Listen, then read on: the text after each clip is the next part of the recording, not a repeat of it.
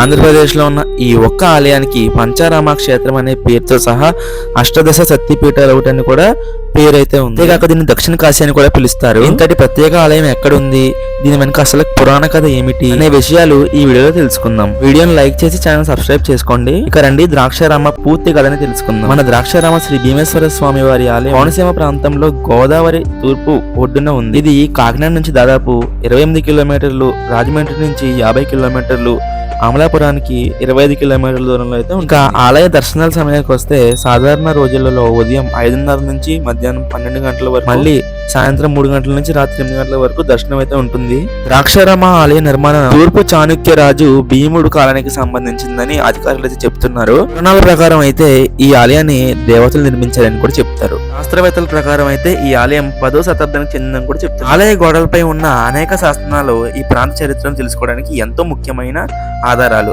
అందుకే ద్రాక్షారామం అనేది ఆధ్యాత్మిక క్షేత్రమే కాదు, చరిత్ర శిల్పకళను కూడా ప్రత్యేక సాక్షి. ఇక ద్రాక్షారామ ఆలయాల ప్రత్యేకతల్లోకి వస్తే ఇది పంచారామ క్షేత్రాల్లో ఒకటి. ఇక్కడ పరమశివుడు శ్రీ భీమేశ్వర స్వామిగా కొలువై ఉన్నారు. ఆలయంలో శివలింగం చాలా ఎత్తుంటుంది, సుమారుగా 14 అడుగులు ఉంటుంది. ఈ ఆలయంలో 4 ప్రవేశ గోపురాలు అయితే ఉంటాయి. ఇవన్నీ ఈ ఆలయ నిర్మాణంలో ప్రత్యేకతలు. శ్రీ మాణిక్యాంబ సమేత భీమేశ్వర స్వామి ఆలయంలో అసలు మాణిక్యాంబ వారు ఎలా వచ్చారు మీకు తెలుసా? ఇప్పుడు చెప్తాను వినండి. పూర్వం దక్ష ప్రజాపతి నిర్వహించిన యజ్ఞంలో తన భర్త పరమశివుడికి జరిగిన అవమానాన్ని భరించలేక సతీదేవి తన దేహాన్ని త్యజించింది. ఆమెను తలుచుకుని పరమశివుడు దుఃఖంతో సంచరిస్తుండగా లోక కళ్యాణం కోసం శ్రీ మహావిష్ణువు తన సుదర్శన చక్రంతో సతీదేవి శరీరాన్ని విభజించాడు. ఆ సమయంలో సతీదేవి ఎడమ చెంప భాగం ద్రాక్షారామంలో పడిందని చెప్పి ఇక్కడ స్థల పురాణం చెబుతుంది. అందుకే ఇక్కడ అమ్మవారు శ్రీ మాణిక్యాంబదేవిగా వెలిశారు. ఇదే పవిత్ర క్షేత్రంలో పరమశివుడు కొలువై ఉన్నారు. ఈ ఆలయంలో భీమేశ్వర స్వామి వారితో పాటు మాణిక్యాంబ అమ్మవారు, లక్ష్మీనారాయణ స్వామి, శంకర్ నారాయణ స్వామి, వినాయకుడు, నవగ్రహాలు వంటి అనేక సన్నిధులు ఉన్నాయి. ఈ ఆలయ ప్రాంగణంలోనే గోదావరితో సమానమైన సప్త గోదావరి కూడా ఉంది. వీలో మీకు ప్రతిరోజు నిత్యాన్నదానం కూడా ఉంటుంది. ద్రాక్షారామ టెంపుల్లో ఇక్కడ కనిపిస్తున్న ఈ రావి చెట్టుకి చాలా ప్రత్యేకత ఉంది. శాస్త్రవేత్తల ప్రకారం ఈ చెట్టు సుమారు 1000 సంవత్సరాల పాతని చెప్తున్నారు. ఆ పక్కనే ఉన్న సప్త గోదావరిలోంచి నీళ్లు తీసుకొచ్చి ఈ చెట్టుకి అభిషేకం చేయడం వల్ల మనం కోరికలు కూడా నెరవేరుతాయని చెప్పి నమ్ముతారు. సంతానం లేని వారికి కూడా సంతానం కలుగుతుంది కూడా నమ్ముతారు. అండ్ ద్రాక్షారామంలో మంచి ఫెస్టివల్స్ ఏంటంటే కార్తీక దీపాల పండుగ ఉంటుంది. చాలా బాగా చేస్తారు. నెల రోజుల పాటు పండగ అయితే ఉంటుంది. సూపర్ ఉంటుంది. ఖచ్చితంగా ఎవరైనా రావాలనుకుంటే అప్పుడు రండి. లేదు మామూలుగా దర్శనంకి వద్దాం అనుకుంటే మాత్రం ఉత్తి రోజుల్లో 2 ఖాళీగా ఉంటుంది. ఇక్కడ మీకు ప్రసాదాలలో పులిహోర మరియు రవ్వ లడ్డు అయితే పెడతారు. ఈ ఆలయంలో సాయంత్రం పూట వస్తే మాత్రం సూపర్ ఉంటుంది. చూసారు కదా ఎంత బాగున్నాయో. ఇవే 4 గోపురాలు, 4 దిశలుగా 4 గోపురాలు అయితే ఉంటాయి. ఇక్కడ వాయులింగం అయితే ఉంటుంది.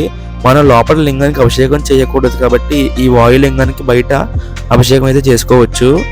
ఈ ద్రాక్షారామ టెంపుల్లో శివుడికి అభిషేకం చేయరు. లోపల గర్భగుడిలో శివుడికి ఇంతకుముందు చేసేవారు, కానీ ఇప్పుడు చేయడం లేదు. కానీ బయట సుబ్రహ్మణ్యేశ్వర స్వామి వారికి మరియు ఈ బయట ఉన్న వాయులింగానికి మనం అభిషేకం చేసుకోవచ్చు. ఇదండి ద్రాక్షారామ చరిత్ర. అండ్ మీకు చెప్పడం మర్చిపోయాను, ఇదే మా సొంత ఊరు కూడా. మీకేమైనా డౌట్స్ ఉంటే కింద కామెంట్ చేసి ఖచ్చితంగా రిప్లై ఇస్తాను. వీడియోని లైక్ చేసి ఛానల్ సబ్స్క్రైబ్ చేసుకోండి. ఇలాంటి మరిన్ని వీడియోస్ కోసం పక్కన బెల్ ఐకాన్ ఆన్లో పెట్టుకోండి. క్షేత్రములన్నిటిలోకి గొప్పది ఏది అంటే కాశీక్షేత్రం. ఆ కాశీక్షేత్రం కన్నా గొప్ప క్షేత్రం ఈ భూమండలం మీద ఏదో తెలుసా? ఒక్క దక్షారామమే. దక్షిణ కాశీ అని పిలవబడినప్పటికీ కాశీ ఎక్కుడు క్షేత్ర సంఘములలోన కాశీ కన్నను ఎక్కుడు గౌరవమున భోగమోక్ష నివాసంబు దక్షవాటి. కాశీ పట్టణానికి వెడితే ఒక్క మోక్షం గురించి మాత్రమే వెళ్ళాలి. కానీ దక్షారామ క్షేత్రానికి ఉన్నటువంటి గొప్పతనం ఏమిటంటే అసలు దక్షారామ క్షేత్రంలో మోక్షానికి మోక్షము లభిస్తుంది.